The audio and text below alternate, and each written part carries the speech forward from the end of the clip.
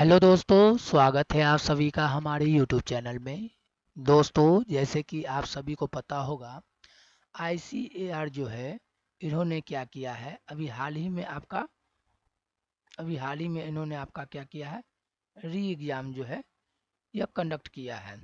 और री एग्ज़ाम का आंसर की भी अभी हाल ही में जारी इन्होंने कर दिया है। अब आप कैंडिडेट लोग रिजल्ट के वेट कर रहे हैं कि रिजल्ट आखिर कब तक आएगा। ठीक है दोस्तों, तो इस वीडियो में हम आपको बताएंगे कि आखिर आपका रिजल्ट कब तक आएगा। ठीक है दोस्तों, और आपको हम यह भी बात को अवगत करवा देंगे कि बहुत सारे लोगों का इस बात का इंक्वायरी था कि सर आखिर कट ऑफ एक्चुअल में जाएगा कितना। तो इस बारे में भी हम लोग डिस्कस कर लेंगे इस वीडियो में। आइए हम लोग शुरू करते हैं दोस्तों।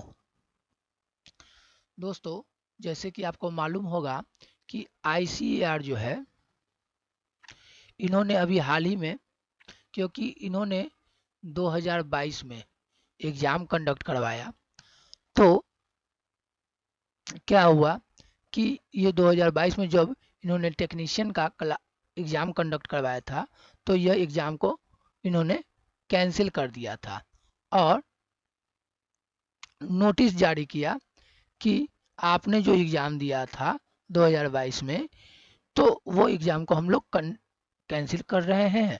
अब हम लोग नए सिरे से एक एग्ज़ाम लेंगे। तो ये 7, 8 और 10 तारीख को इन्होंने एग्ज़ाम लिया भारत वर्ष के अलग अलग सेंटरों पर। और आपको मालूम होगा दोस्तों कि आईसीआर जो अभी बहुत फास्ट मोड में है, और साथ ही साथ इन्होंने 10 तारीख को एग्ज़ाम कंप्लीट हुआ था और आपका 13 तारीख को इन्होंने आंसर की भी जारी कर दिया था। और उससे पहले 12 तारीख को इन्होंने क्या किया, एक नोटिस जारी किया था। नोटिस में यह बताया था कि आपका जो आंसर की है, और ऑब्जेक्शन कर सकते हैं इस आंसर की का, आप 13 तारीख से आपका स्टार्ट हो जाएगा। और 15 तारीख 11:59 या 55 मिनट समथिंग था, उस वक्त तक आप आंसर की में जो प्रश्न गलत है उसका ऑब्जेक्शन कर सकते हैं। इसके बारे में, इसके रिगार्डिंग इन्होंने एक नोटिस जारी किया था 12 तारीख को, और 13 तारीख को आंसर की पब्लिश हो गया था। तो दोस्तों, अब हम लोग बात करेंगे कि आखिर आपका आंसर की आ गया है, तो अब आपका कितना समय लगेगा आपके रिजल्ट में। ठीक है दोस्तों, तो इसके बारे में अगर बात करना है, रिजल्ट के बारे में, तो आप लोग को मालूम हो, आप इससे पहले जब 2022 में आईसीआर ने जब एग्ज़ाम लिया था, 2022 में जब एग्ज़ाम कंडक्ट हुआ, 28 फरवरी से लेके मार्च तक था, 4 मार्च के अप्रॉक्स में था या 5 मार्च के अप्रॉक्स में एग्ज़ाम हुआ था। तो इस एग्ज़ाम होने के बाद इन्होंने आंसर की जारी किया था, आंसर की जारी किया, और आंसर की के 4 मंथ के बाद इन्होंने क्या किया, रिजल्ट को पब्लिश कर दिया। ठीक है दोस्तों, लेकिन आप यहाँ पर एक बात को समझिए दोस्तों कि आपका रिजल्ट क्या 4 मंथ के बाद आएगा, 4 महीने के बाद आएगा क्या? तो एक बात आप यहाँ पर समझ लीजिए दोस्तों, यहाँ पर 4 मंथ लगने के पीछे कारण क्या था। आपको मालूम होगा कि जो आईसीएआर है, यह एग्ज़ाम जब हुआ था उस समय 15 लाख कैंडिडेट जो है आईसीआर का फॉर्म भरा था, और इसमें अटेंडेंस जो है आपको भी मालूम होगा 70 to 80% उस समय था। ठीक है, 70 to 80% अटेंडेंस था। तो कैंडिडेट ज़्यादा होने के कारण, और इनको नॉर्मलाइजेशन भी करना था। ठीक है, नॉर्मलाइजेशन भी करना था कि इतने सारे लोग हैं और अलग अलग शिफ्टों में एग्जाम दिए हैं, तो ऑब्वियसली था कि आपका 70% अधिक एक अटेंडेंस है, तो नॉर्मलाइजेशन तो होगा ही, इनका क्राइटेरिया है। तो इसी में इनको समय लग गया और 4 महीने के बाद इन्होंने रिजल्ट जारी किया।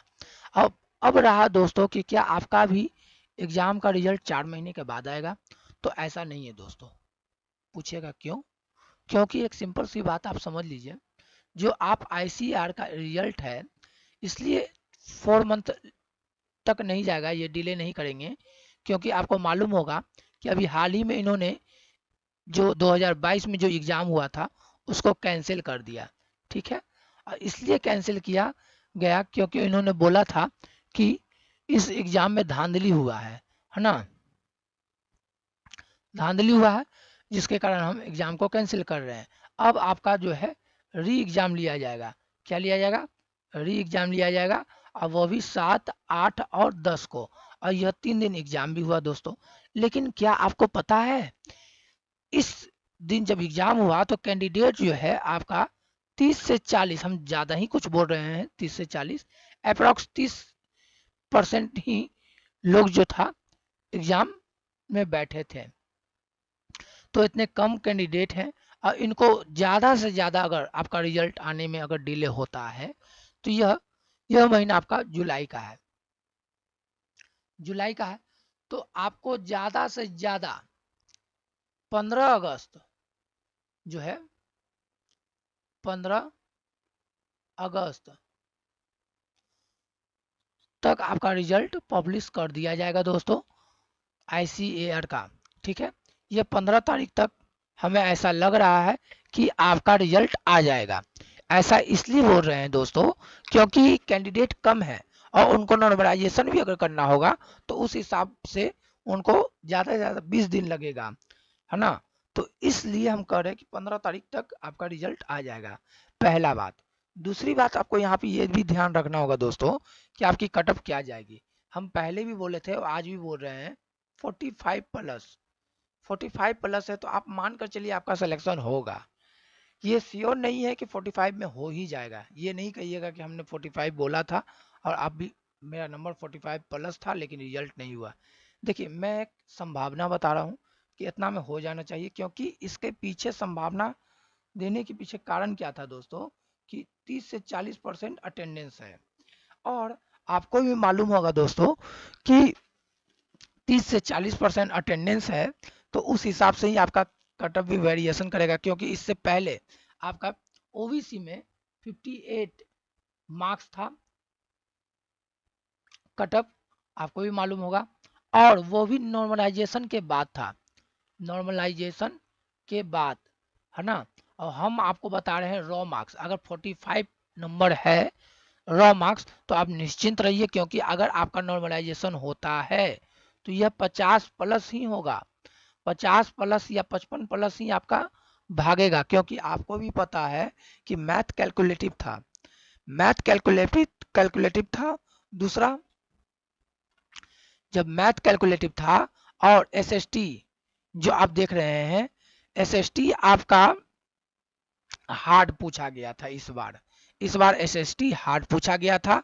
और आपको जानकर यह तज्जुब होगा कि आप, इसमें कैंडिडेट तो कम थे, और मैक्सिमम कैंडिडेट वही लोग थे जिनका कहीं ना कहीं जॉब अभी नहीं लगा है, चाहे रेलवे में उनका छुटा हो, चाहे एनटीपीसी जो रेलवे का है तो उसमें छुटा हो, ग्रुप डी में छुटा हो, या एसएससी सीजीएल में छुटा है, अभी हाल ही में उनका एसएससी सीजीएल 2022 का रिजल्ट आया है, तो हो सके उसमें छुटा हो, है ना।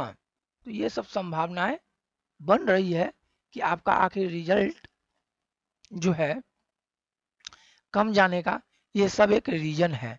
और आपको भी मालूम होगा दोस्तों, इसमें अलग से एक लड़की का इंक्वायरी था कि क्या सर इसमें लड़की लोग का अलग से कटअप बनेगा। नहीं, इसमें लड़की लोग का अलग से कोई कटअप नहीं बनता है। जो ओबीसी कैटेगरी है अगर लड़की, तो वो कान खोल के आप लोग सुन लीजिए, 45 नंबर अगर रो मार्क्स है और नॉर्मलाइजेशन होता है तो 55 के अप्रॉक्स में ही आपका नंबर जाएगा। और आपको भी मालूम होगा कि इस बार का जो क्वेश्चन था वो कल कैलकुलेटिव था। दूसरा, कैलकुलेटिव होने के साथ ही साथ कैंडिडेट आदमी कम था, इसमें कैंडिडेट कम था। उसके बाद 3 शिफ्टों में हुआ, अलग अलग शिफ्ट में हर हर दिन 3 शिफ्ट के अप्रॉक्स में एग्जाम लिया गया है, आपको भी मालूम है। तो इस हिसाब से हमको भी लगता है नॉर्मलाइजेशन होगा, लेकिन इनका जो नोटिफिकेशन आया था उस नोटिफिकेशन में इन्होंने बताया है कि नॉर्मलाइजेशन होने के लिए 70% अटेंडेंस होना चाहिए। तो देखिए ये किस प्रकार का लेते हैं, या ये भी हो सकता है कि कुल जो 7 तारीख 8 तारीख और 10 तारीख को जो एग्जाम में लोग बैठे थे उनके टोटल का 70% लेते हैं, या जो फॉर्म भरे हैं उसका 70% लेते हैं। ये तो देखना पड़ेगा आयोग किस प्रकार कैलकुलेट करता है अपने क्राइटेरिया को। और आप ये मान कर चलिए दोस्तों, मुझे ऐसा नहीं लगता है, लेकिन फिर भी हम इसलिए मेंस के बारे में बोले थे कि बाय द वे अगर मेंस ले लेता है आपके पास समय कम रहेगा, क्योंकि आयोग को क्या है कि समय कम है और उनको ज्वाइनिंग भी देना है, तो उस हिसाब से उन लोग अपना तैयारी में लगे हुए हैं और आप भी अपने तैयारी में लगे हुए होंगे। क्योंकि आपको भी मालूम है दोस्तों कि इस बार जो एग्जाम लिया गया है, इस बार जो एग्जाम लिया गया है इसमें एसएसटी हार्ड था, मैथ कैलकुलेटिव था, साइंस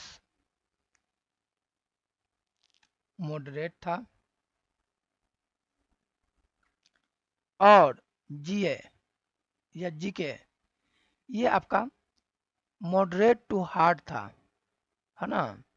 तो आप याद रखिएगा दोस्तों, जब ऐसा कंडीशन उत्पन्न हो जाए ना, तो आप यही सिंपल सी बात याद रखना है। देखिए कट ऑफ तो आपका नॉर्मलाइजेशन का, अगर नॉर्मलाइज हो, बहुत सारे लोग कह रहे हैं कि नॉर्मलाइजेशन होगा, और हमारा कहना था कि नॉर्मलाइजेशन होना चाहिए, लेकिन इनका जो नोटिफिकेशन आया था उसमें ये लिखा हुआ था कि 70% अटेंडेंस होना चाहिए। अगर अटेंडेंस इन लोग जो एप्लीकेशन फॉर्म का अगर 70% लेते हैं तब नॉर्मलाइजेशन नहीं होगा, याद रखिएगा। अगर कैंडिडेट कितना बैठे हैं एग्जाम में, अगर कैंडिडेट मान लेते हैं टोटल कैंडिडेट जो एग्जाम में बैठे हैं उसका 70% लेते हैं, तब आपका नॉर्मलाइजेशन हो जाएगा। क्यों? क्योंकि देखिए हमें ऐसा लगता है कि दोनों ही कंडीशन में संभावनाएं तो कुछ भी हो सकती है, लेकिन मुझे ऐसा लग रहा है कि नॉर्मलाइजेशन